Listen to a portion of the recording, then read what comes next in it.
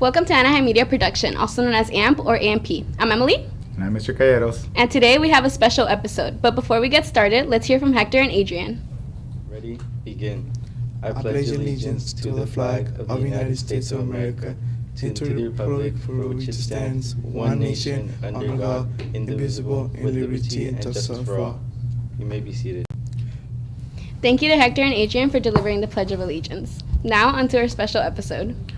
Okay, thank you, Emily. Okay, as Emily stated, so today's episode is just dedicated to us submitting results and sharing the results with you of our RSVP summits that we've had this school year. For those of you that don't know what RSVP is, I hope you should know by now. It stands for Raising Student Voice and Participation.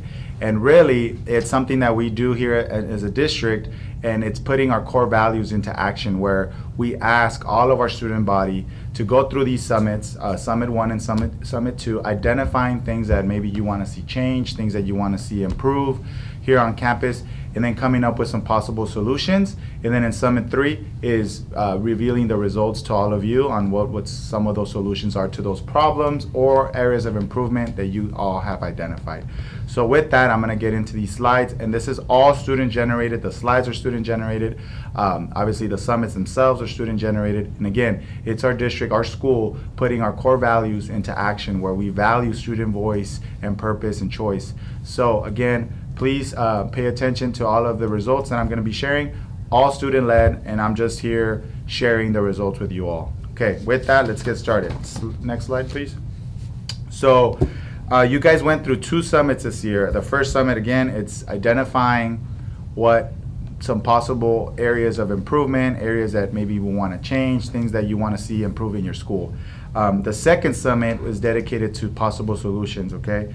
So out of the first summit, the 5 things that were identified as areas that students want to see change or improve were 1, our restroom security, 2, more shading on campus, 3, make more available seating, 4, implementing a nutritional period, and 5, one of the most popular ones was food delivery options. So those were the top 5, and I'll talk a little bit about each in the next few slides, okay? Next slide. So food delivery, that's been something that is constantly brought up by students. Why don't we not allow Uber Eats, DoorDash, all of those food apps that deliver food? The biggest thing, obviously, that I always share and I'm always cognizant of is making sure that it's not disrupting school activities, right? If we have 3,000 students ordering food and we have drivers trying to get onto campus, or food's getting lost, and there's going to be issues associated with it. So, however, we heard you. We've been hearing your concerns, your complaints, your possible solutions, and students came up with this possible solution. So next slide. So we are going to try a soft rollout of this. However, it's going to be tied to PBIS, meaning it's only for those that are doing the right thing and that actually have a clear green pass through Minga. So if you're not registered through Minga, you're already starting off on the wrong foot, okay? So make sure you register through Minga, which I went over in previous announcements, okay? It's going to be done through, again, Minga, making sure you're not on the no-go list, making sure you're on time, you're not tardy, you're not absent, and you're doing what you're supposed to be doing in the classroom and outside of the classroom. So, and it's only going to be a soft rollout. So we're gonna try it on March 8th. We have a system. We're gonna have some parent volunteers help us with it. For those students that wanna actually do this, you gotta have obviously a green pass through Minga. On March 8th, we'll have a table. We'll roll out all of the information as we go. But again, this is something that we're gonna try. Obviously, you could only order food for yourself. Again, it's us putting our values into action. You guys are asking for something, okay? We're gonna go ahead and concede and see how we can offer this to you through a positive behavior intervention, where it's hopefully gonna encourage you to do the right thing and also enjoy some benefits, okay? So that's gonna happen. Again, a slow rollout, and it's always subject to change. If at any point we feel it is a disruption and we tried it and we tried different things and we have to pull it back, we will. But again, we're gonna try something. You guys spoke, we're listening, we're gonna try it, okay? First rollout is tentatively scheduled for March 8th, okay? That's a Friday. Only 1 day a week, and then we'll go from there. All right, next one. Restroom policies. We got a lot of survey responses and a lot of feedback regarding restrooms and, just the cleanliness of our restrooms, the vandalism, sometimes the products that are being wasted or broken or just vandalized. So our students came up with next solution. One of the solutions was we're going to be implementing the new system. So the new system that you see happening right now, that some of you guys have already shared complaints about, was actually student generated, because I think at this point you guys are all young adults, right? You guys know you guys want to be treated like young adults, but we need to act like young adults. And when students are asking, your classmates are asking for clean restrooms, for restrooms that aren't vandalized, we're gonna act on that. So we have implemented a new system. What that means, during class time, no backpacks are allowed in the restroom, right? We're gonna be monitoring and checking those restrooms constantly. In fact, this policy is actually used at Sycamore. I was skeptical about using it at first because you guys are high school students, so I want to treat you guys like high school students. However, when we act like junior high kids, then I implement junior high policies. So this is something that we're going to be doing. Again, as it gets better, hopefully we can pull back and not have so much supervision on you guys and you guys feel like you're being micromanaged. I've already communicated all this information to your parents, and we'll do again during coffee with the principal tonight. So again, this is an initiative that was brought to my attention by you guys, and also the solutions were brought to my attention by you guys. So with that, that's part 2. Next one, lunch. We all love our lunch.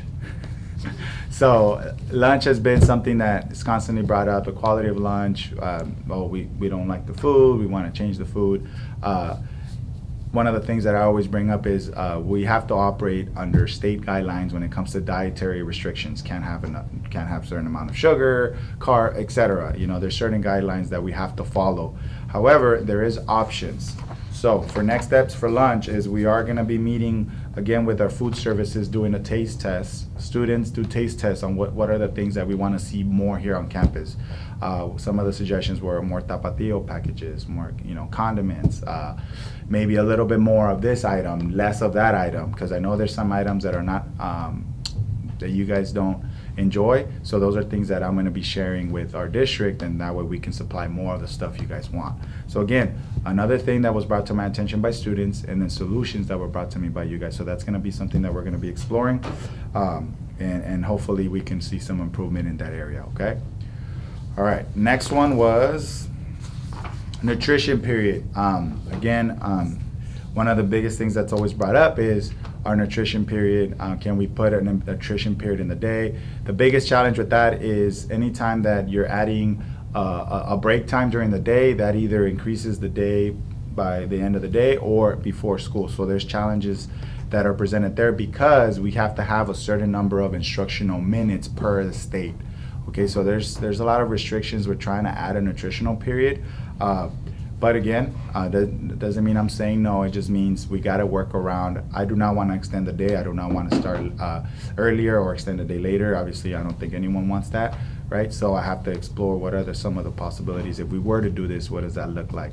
And what are other schools that might have it, and how can we look at their schedule and see how we can replicate it? So that, I'm not saying no. I'm just saying we got to look more into that, okay? Last but not least, and I don't think we have a slide for it, was the more shading structures. That's something that involves the district to support us with that as far as funding goes. Adding shade structures is very expensive, and it has to go through approval through a whole bunch of different channels to make sure that we have the funds, and then that we're doing everything up to code. So that's something that I'm going to continue to bring up to district and getting us more shade structures.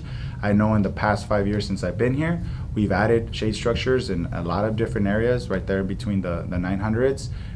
We didn't used to have shade structures there. We do now. Socratic didn't used to have, the Socratic Circle didn't used to have shade structures. We added some there.